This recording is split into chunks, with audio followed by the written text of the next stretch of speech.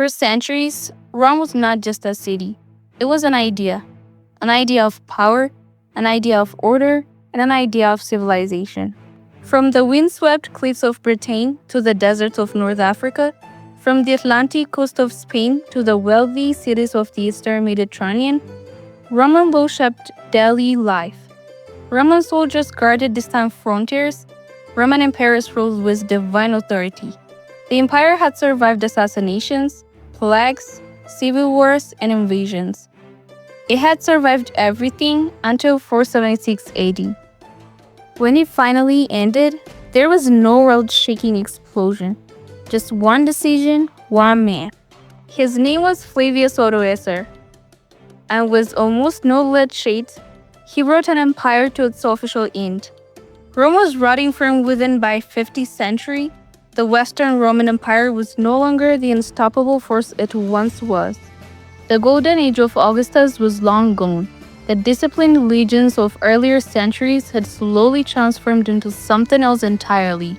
Rome's economy had weakened under the weight of inflation and overtaxation. Political stability had collapsed into constant power struggles. Empires rose and fell so quickly that many citizens could barely remember their names. The army, once a symbol of Roman identity, no longer looked Roman. Decades earlier, the empire had begun relying heavily on foreign soldiers, Germanic warriors who entered Roman service as mercenaries. These men were strong, capable fighters, but their loyalty was often tied to pay in land, not to Rome itself. Among the soldiers was a young officer of Germanic origin, Odoacer. He was not born Roman. He likely came from the Syri, a Germanic tribe that lived near the Danube for Tyre. But he grew up within the Roman military system.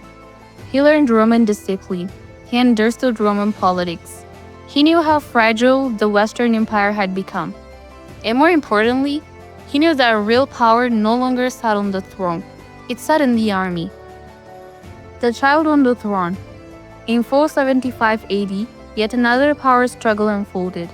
A Roman general named Orestes overthrew the reigning emperor. But instead of claiming the throne for himself, he placed his teenage son there. That boy was Romulus Augustulus. The name itself was ironic. Romulus, the legendary founder of Rome. Augustus, the first great emperor. And yet this Romulus was just a child, barely a teenager. He did not command armies, he did not lead campaigns, he did not make independent decisions. He was a symbol, and everyone knew it. Behind the scenes, Orestes ruled. But even he faced a growing problem. The Germanic soldiers who formed the backbone of the Western Roman army demanded payment in land. They wanted territory in Italy, the heart of the empire, as compensation for their service. Orestes refused. That refusal would cost him everything. The revolt. The soldiers turned into Odoacer. He was one of them, yet he understood Roman authority. He could speak both worlds, the language of the empire and the language of the tribes. In 476 AD, Odoacer led the revolt. Orestes was hunted down and executed. There was no dramatic, cinematic stage of Rome itself. The capital at that time was Ravenna, a heavily fortified city surrounded by marshland. But even Ravenna did not witness a legendary final battle. The empire was too weak for that. Odoacer entered the city and confronted the young emperor. Romulus Augustulus was removed from power. And then something unexpected happened. Odoacer did not kill him. He spared the boy and sent him to exile with a pension, a quiet retirement instead of a public execution. It was almost anticlimactic, but what happened next was far more significant. The crown sent east. Instead of declaring himself emperor of the West, Odoacer did something unprecedented. He sent the imperial insignia, the symbol of Western imperial authority, to the Eastern Roman Emperor in Constantinople, Zeno. It was a powerful message. The West no longer needed its own emperor. There was only one Roman emperor now, in the East. With that act, the Western Roman Empire ceased to exist as a political entity. Now was fire, not was destruction, but was paperwork and symbolism. 476 AD became the date historians would later mark as the fall of ancient Rome. Did Odoacer destroy Rome? Here's the truth that makes the story more complicated. Rome did not collapse overnight. By the time Odoacer removed Romulus, the Western Empire had already shrunk dramatically over decades. Territories had slipped away piece by piece. Local rulers asserted independence. Entire regions, once proudly Roman, were now governed by Germanic kings who technically ruled in Rome's name. The empire had been fragmenting long before Odoacer acted. He did not shatter a perfect structure.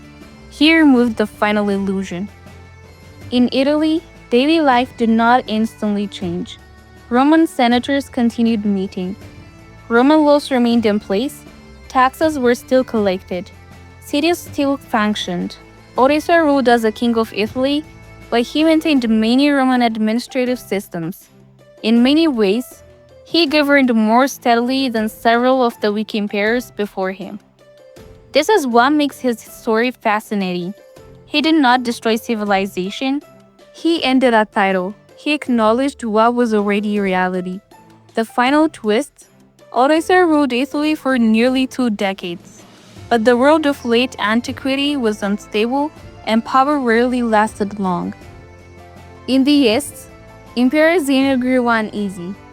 Odoacer was becoming too independent, so Zeno supported another Germanic leader, Theodoric the Great, encouraging him to invade Italy. Theodoric marched west with the Ostrogoths. After years of brutal warfare, he captured Ravenna. In 493 AD, Odoacer and Theodoric agreed to share power, a fragile peace. To celebrate, Theodoric invited Odoacer to a banquet. During the feast, Theodoric suddenly drew his sword and killed him with his own hands. According to some accounts, the blow was so powerful it nearly split Odoacer into two. The man who quietly ended an empire met a violent end himself. Rome did not fall in a blaze of glory. It faded, it weakened, and it transformed. And in 476 AD, one man made the quiet decision to stop pretending. Odoacer did not burn Rome. He closed the chapter. And sometimes, history does not end with a war. It ends with silence.